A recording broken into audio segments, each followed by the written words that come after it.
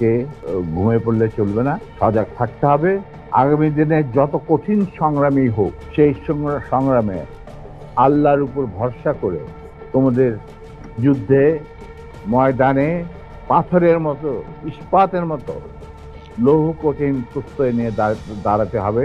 এই ভারতীয় সম্প্রসারণবাদী হিন্দুত্ববাদী ভারত, যার কবজায় আমরা প্রায় চলে গিয়ে, সেই অবস্থান থেকে সেই ৭১ মতো আরেকটি স্বাধীনতা আমাদের অর্জন করতে হবে। যেহেতু আমি বলেছি যে সম্পূর্ণ বিজয় আমাদের এখনো অর্জিত হয়নি, চলমান বিপ্লবের গতিধারায় সংগঠিত হবে চতুর্থ রিপাবলিক, মানে চতুর্থ বিপ্লব।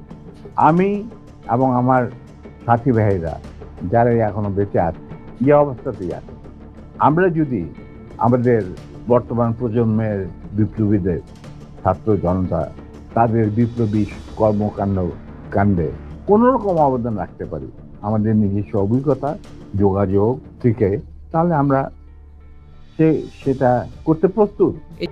এবং ইন্ডিয়ার জাতীয় সঙ্গীতের রচয়িতা আমাদের দেশে, তার চেয়েও প্রতিভাবান কবি কাজী নজরুল থাকা সত্ত্বেও আমরা সেই ভারতীয় নাগরিকের একটা গানকে আমাদের জাতির উপরে চাপিয়ে দেওয়া হলো জাতীয় সঙ্গীত।